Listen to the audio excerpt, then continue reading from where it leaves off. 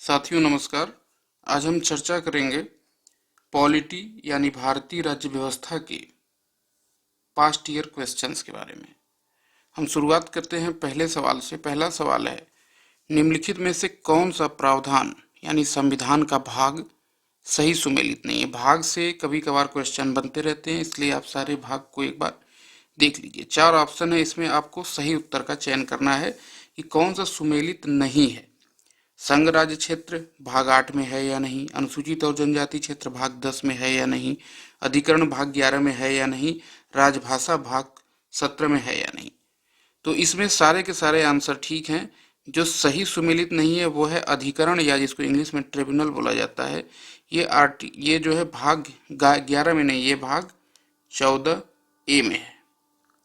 और आप हमको एक कमेंट करके बताएंगे कि जो ये मूल रूप से संविधान में था या किसी संशोधन द्वारा अधिकरण को संविधान में जोड़ा गया, और अगर जोड़ा गया है तो किस संविधान संशोधन द्वारा जोड़ा गया है। ये रहा आपका पहला सवाल। दूसरा सवाल आपका जो है, सूची 1 को सूची 2 से सही सुमेलित करना है, और ये आपके सामने विकल्प हैं। अनुच्छेद 324 का संबंध किससे है, अनुच्छेद 315 का संबंध किससे है, अनुच्छेद 280 का संबंध किससे है, अनुच्छेद 338 का संबंध किससे है। तो ये जानते हैं, बहुत ही कॉमन क्वेश्चन है, बार बार पूछे जाते हैं। अनुच्छेद 324 अगर आप जानते हो तो इसका संबंध है निर्वाचन आयोग से। अभी चुनाव होने वाले हैं हमारे देश में अप्रैल मई में, तो आप कमेंट करके ये बताइए हमें कि ये कौन सी लोकसभा का चुनाव होने वाला है। उसी प्रकार आप बहुत ही कॉमन सवाल रहता है अनुच्छेद 280 वित्त आयोग, और इसी से रिलेटेड अभी कौन सा वित्त आयोग बना है, 16वां वित्त आयोग। 16वां वित्त आयोग के अध्यक्ष कौन है और उसके सचिव कौन है, ये आप कमेंट करके बताइए। 15वां वित्त आयोग किसकी अध्यक्षता में बनाया गया था, और फर्स्ट वित्त आयोग किसकी अध्यक्षता में बनाया गया था, और उसके प्रमुख कौन थे, ये आप कमेंट करके बताइए। क्योंकि देखिए, सिर्फ डायरेक्ट सवाल नहीं आते, उनकी व्याख्याओं से कई बार कई सारे क्वेश्चन आते हैं। तो आप जब भी पढ़ें तो आप बैकवर्ड स्टडी करें, उसको पढ़ें और उसके जड़ में जाने की कोशिश करें। अब देखिए, इन 2 सवालों से हमने कई सारे सवाल बनाए। अब चलते हैं क्वेश्चन नंबर 2 पर। तो इसके अगर आप ये 2 विकल्प भी मिला लेते हैं तो आप सही आंसर पहुंच जाएंगे। ए का 4, सी का 2, ये ऑप्शन बी सही है। इसमें अब बी का आप मिला लीजिए। अनुच्छेद 315 किसमें क्या है, लोक सेवा आयोग है। अनुच्छेद 338 में राष्ट्रीय अनुसूचित जाति आयोग है। इसी से रिलेटेड आप देखते हैं, जैसे अभी बहुत ही चर्चा में था 106वां संविधान संशोधन विधेयक महिला आरक्षण से। आप उसमें बताइए कमेंट करके कि इसमें किस किस अनुच्छेद में संशोधन किया गया है। बढ़ते हम अपने अगले सवाल की तरफ कि निम्नलिखित घटनाओं पर विचार कीजिए तथा इन्हें सही कालानुक्रम में व्यवस्थित कीजिए। पहला है, प्रारूप समिति की नियुक्ति पहले हुई या भारतीय संविधान को अंगीकृत और अधिनियमित पहले किया गया, भारतीय संविधान के प्रवृत्त होने की तिथि पहले हुई, या फिर संविधान सभा की प्रथम बैठक पहले हुई। ये आपके पास ऑप्शन है, आप देख सकते हैं। इसका उत्तर बताएं। इसका उत्तर है, सबसे पहली घटना जो हुई थी वो थी संविधान सभा की बैठक। दूसरी घटना क्या हुई है, प्रारूप समिति की नियुक्ति हुई है। तभी तो ऑब्वियसली इस बात है कि तभी तो संविधान का निर्माण होगा। और उसके बाद संविधान को अंगीकृत और अधिनियमित किया गया, और उसके बाद आई संविधान के प्रवृत्त होने की तिथि। तो यानी 4, 1, 2, 3 ये सही क्रम है। इसमें 4, 1, 2, 3 यानी डी ऑप्शन इसमें सही है। अगले सवाल की तरफ बढ़ते हैं। संघ वित्त आयोग के संदर्भ में निम्नलिखित में से कौन सा कथन सही है। वित्त आयोग में एक अध्यक्ष तथा 6 सदस्य होते हैं। यह अपना प्रतिवेदन नीति आयोग को प्रस्तुत करता है। देखिए, ये सवाल तो बहुत सीधा है, लेकिन इससे बहुत सारे सवाल बन सकते हैं। पहला सिंपल सा आप इसका आंसर बताइए कि संघ वित्त आयोग का उल्लेख संविधान के किस अनुच्छेद में है। चलिए मैं बता देता हूँ, आर्टिकल 280 में है। तो पहला वित्त आयोग कब बना था, या फिर जो अभी 16वां वित्त आयोग बन रहा है उसके अध्यक्ष कौन है। अभी हमने इसके पहले सवाल किया था, डॉक्टर अरविंद पनगड़िया। 15वां वित्त आयोग के अध्यक्ष कौन थे, डॉक्टर NK सिंह। तो वित्त आयोग को नियुक्त कौन करता है, ये सवाल उठता है। उसको नियुक्त करते हैं प्रेसिडेंट। हर 5 साल में राष्ट्रपति वित्त आयोग की नियुक्ति करता है, ताकि केंद्र और राज्यों के बीच जो पूल है, जो संसाधन है, जो पैसे हैं, उसका बंटवारा कैसे होगा, इसका डिसीजन लिया जा सके। तो चूंकि इसकी घोषणा जब राष्ट्रपति करता है, और इसमें एक अध्यक्ष और 6 सदस्य नहीं होते हैं, 4 सदस्य होते हैं। पहला ऑप्शन गलत है इसमें। दूसरा, यह अपना प्रतिवेदन नीति आयोग को नहीं प्रस्तुत करता है, क्योंकि इसका गठन जब प्रेसिडेंट करते हैं तो ये अपनी रिपोर्ट भी प्रेसिडेंट को ही देता है और प्रेसिडेंट उसको सदन के दोनों सदनों के समक्ष, लोकसभा और राज्यसभा के समक्ष रखवाता है। चलिए आपसे एक फर्दर अगला क्वेश्चन पूछ लेते हैं कि क्या डेडलाइन डिसाइड की गई है 16वें फाइनेंस कमीशन के लिए कि वो अपनी रिपोर्ट कब तक प्रस्तुत करेगा और कब से कब तक के लिए प्रस्तुत करेगा। अगले क्वेश्चन की तरफ चलते हैं। क्वेश्चन नंबर 5, 2 कथन दिए गए हैं, कथन और कारण। ये अक्सर सवाल आजकल पूछे जा रहे हैं। इन सवालों में आमतौर पर कंफ्यूजन जब 2 ऑप्शन में होता है कि ये कारण की व्याख्या करता है कि नहीं, अभी हम इस पर भी चर्चा करेंगे। कथन है किसी राज्य की सीमा बदलने की सिफारिश राष्ट्रपति संसद को देता है, ठीक बात है, और इसके लिए राष्ट्रपति संबंधित राज्य के विधानमंडल द्वारा उस प्रस्ताव पर विचार एक खास अवधि के भीतर प्राप्त करते हैं। मतलब राष्ट्रपति जिस राज्य की सीमा में परिवर्तन किया जा रहा है, नए राज्य बनाया जा रहा है, उसकी विधानसभा को एक मौका देता है कि आप भी अपने विचार रखिए, लेकिन वो विचार आप ध्यान रखना है बाध्यकारी नहीं होते हैं। संसद राष्ट्रपति उसे चाहे माने या चाहे न माने। कारण क्या बता रहा है, राष्ट्रपति को उस राज्य विधानमंडल का प्रस्ताव मानना अनिवार्य नहीं है। बिल्कुल दोनों ही सही बात है, लेकिन कोई इसकी व्याख्या, ये इसको एक्सप्लेन नहीं कर रहा है, इसलिए ऑप्शन क्या इसमें सही होगा, बी। अगले क्वेश्चन की तरफ चलते हैं। क्वेश्चन नंबर 6, भारत के उपराष्ट्रपति का निर्वाचन जिसे सर्वोच्च न्यायालय द्वारा शून्य घोषित किया गया है के संदर्भ में निम्नलिखित में से कौन सा कथन सही है। उपराष्ट्रपति के रूप में इस प्रकार की घोषणा से पूर्व उसके द्वारा किए गए कार्य विधिमान्य होते हैं, बिल्कुल। उपराष्ट्रपति के रूप में इस प्रकार की घोषणा होने के दिन उसके द्वारा किए गए कार्य विधि मान्य नहीं होते हैं, ये गलत है इसमें। तो इसमें कौन सा कथन सही हो जाएगा, केवल एक। जब हम वाइस प्रेसिडेंट के बारे में और डिटेल में डिस्कस करेंगे, आगे जो सवाल आएंगे, तो ये स्थिति और आपको क्लियर होगी। वैसे आप चाहें तो वाइस प्रेसिडेंट का चैप्टर देख सकते हैं। लोकसभा की प्रथम महिला स्पीकर निम्नलिखित में से कौन है। तो आप जानते हैं कौन है, मीरा कुमार हैं। और मीरा कुमार एक महिला स्पीकर होने के साथ एक दलित भी थी, और उनका संबंध किस राज्य से था, ये आप हमें कमेंट बॉक्स में कमेंट करके बताइए कि वो किस राज्य से संबंध रखती थी। अगला सवाल है, निम्न युग्मों में कौन सा युग्म संविधान की अनुसूची सम्मिलित नहीं। जैसे भाग से क्वेश्चन पूछे जाते हैं, पहला सवाल हमने देखा था, वैसे ही सवाल पूछे जाते हैं अनुसूचियों से। टोटल कितनी अनुसूचियां होती हैं, 12। मूल रूप से संविधान में थी 8, बाद में जोड़ी गई 4। तो आपको ये जानते रहना है कि हर अनुसूची में क्या क्या है और कौन सी नई नई अनुसूची किस संविधान संशोधन द्वारा जोड़ी गई है। तो इसमें जो ऑप्शन आपका है, तीसरी अनुसूची में शपथ है, 8वीं में भाषाएं हैं, 9वीं में राज्यसभा का स्थानों का आवंटन नहीं है। यह है कहाँ, किस अनुसूची में, अनुसूची 4 में राज्यसभा में स्थानों का आवंटन है। 10वीं अनुसूची दल परिवर्तन के आधार पर निर्भरता, बिल्कुल सही है।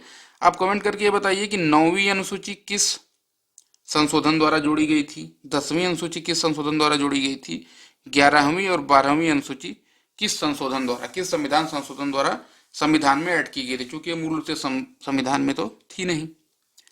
चलते हैं अगले सवाल की तरफ। भारतीय संविधान ने प्रारंभ में किस अवधि के लिए सभी सरकारी उद्देश्य हेतु अंग्रेजी भाषा के उपयोग के लिए अनुमति प्रदान की थी। इस क्वेश्चन का आंसर आप बताएं।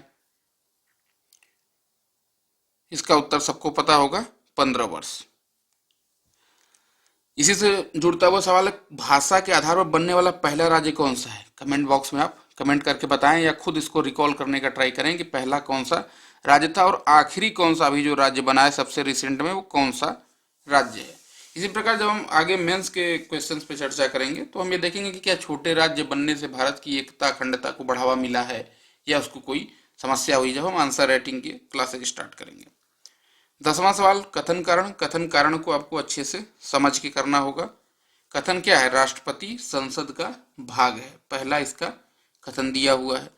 दूसरा, संसद के दोनों सदन द्वारा पारित विधेयक राष्ट्रपति की सहमति के बिना कानून नहीं बन सकता, बिल्कुल सही बात है। दोनों ही बात बिल्कुल सही है, लेकिन क्या इस बात की जो कारण है, कथन कारण एक दूसरे की व्याख्या कर रहे हैं, कथन की व्याख्या कारण कर रहा है, नहीं कर रहा है। तो इसलिए कौन सा इसमें ऑप्शन सही होगा, बी। हम इसको थोड़ा डिटेल में कभी समझेंगे, कथन कारण वाले क्वेश्चन को कैसे करते हैं। राष्ट्रपति चूंकि संसद का भाग है, संसद का भाग कौन कौन होते हैं, कमेंट करके बताइए। लोकसभा, राज्यसभा और प्रेसिडेंट। क्यों, प्रेसिडेंट किसी सदन का अंग तो है नहीं, न वो लोकसभा का सदस्य है, न राज्यसभा का सदस्य है, तो फिर भी बिना उसके संसद कंप्लीट क्यों नहीं होती है, कोई बता सकता है इस बारे में। क्यों? क्योंकि जब तक लोकसभा और राज्यसभा कोई भी कानून पारित कर दें, जब तक प्रेसिडेंट उस पर साइन नहीं करता, तब तक कोई भी बिल है वो एक्ट में परिवर्तित नहीं होता है। इसलिए सदन का अभिन्न अंग होता है राष्ट्रपति। कथन और कारण दोनों ही सही हैं, लेकिन व्याख्या नहीं करता, इसलिए इसका आंसर हम क्या मानेंगे? बी सही है। अगले सवाल की तरफ चलते हैं। अच्छा, एक क्वेश्चन आप लोगों से मैं पूछूं कि प्रेसिडेंट की जो योग्यता की बात होती है, उसको उसकी योग्यता में कई सारी बातें हैं, लेकिन क्या उसको लोकसभा का सदस्य बनने की योग्यता चाहिए होती है या राज्यसभा की? वैसे ही वाइस प्रेसिडेंट के बारे में आप बताइए कि वो किसकी योग्यता रखना चाहिए, लोकसभा सदस्य बनने की या फिर राज्यसभा सदस्य बनने की? और इन सारे सवालों के जवाब हो सकता है फिर हम लोग कभी एक लाइव क्लास करें, तो जो आपको कंफ्यूजन होगा उस पर हम लोग डिस्कस करेंगे। उच्चतम न्यायालय को मौलिक अधिकारों के हनन रोकने के लिए रिट जारी करने की शक्ति, रिट जारी करने की शक्ति कमेंट करके बताइए। जो सुप्रीम कोर्ट है उसको किस आर्टिकल के तहत मिलती है? आर्टिकल 32। और हाई कोर्ट को किस आर्टिकल के तहत, किस अनुच्छेद के तहत ये पावर मिली हुई है? अब हम सवाल पे चलते हैं। जो पहला कथन है, उच्चतम न्यायालय को यह शक्ति प्राप्त है कि वह बंदी प्रत्यक्षीकरण, परमादेश, प्रतिषेध, अधिकार परीक्षा और उत्प्रेषण रिट, जो भी मूल अधिकारों को लागू करने के लिए समुचित हो, उस रिट का प्रयोग कर सकती है। बिल्कुल सही बात है।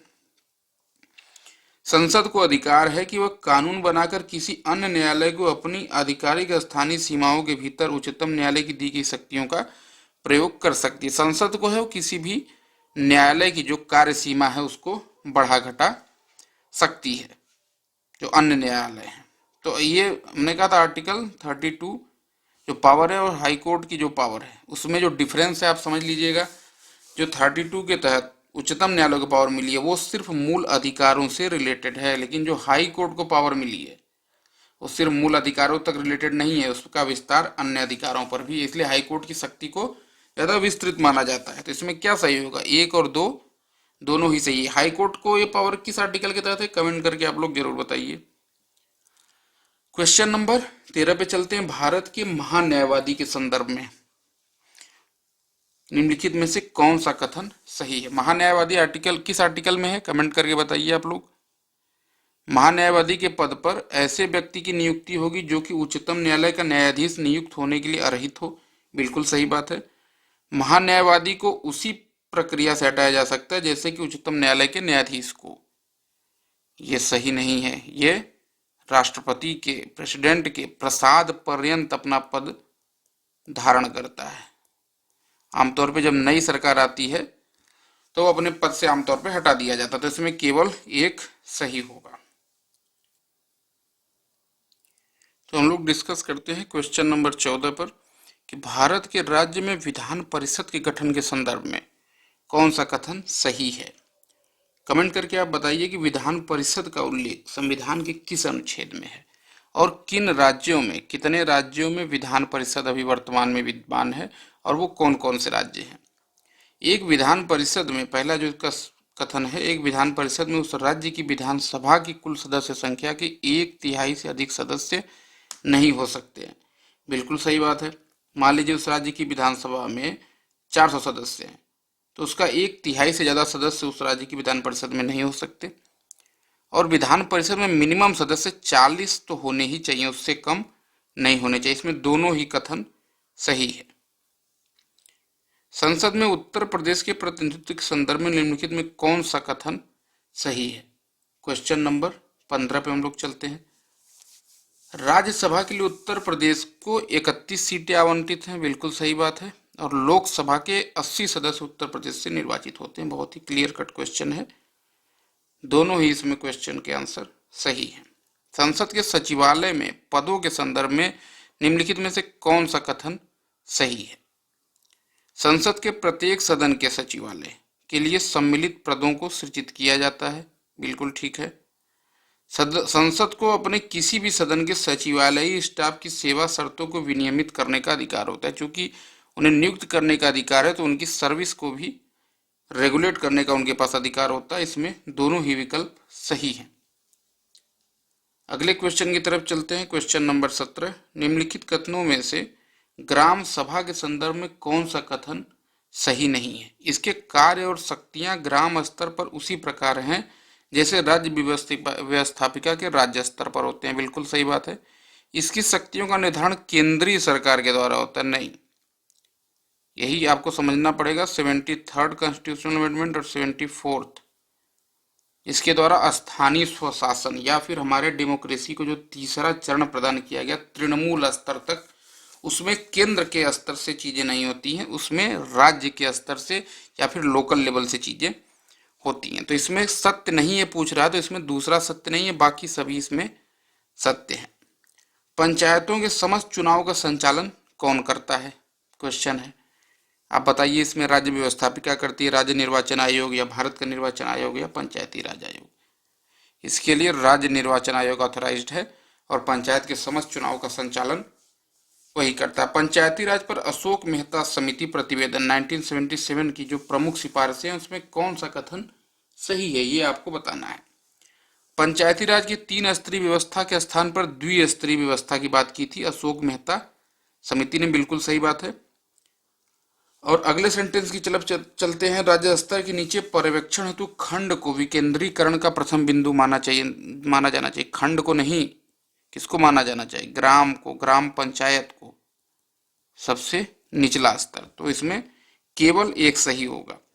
आप हमें कमेंट करके बता सकते हैं कि सबसे पहले कौन सी समिति बनी थी पंचायती राज को लेकर के, और इसको कई सारी समितियां बनी थी। जैसे सबसे पहली की हमने बात की तो बलवंत राय मेहता समिति, अशोक मेहता समिति, एलएम सिंघवी समिति, ऐसे ही 1-2 और समितियां बनी हैं। अब उनके नाम हमें कमेंट में जरूर बताइए।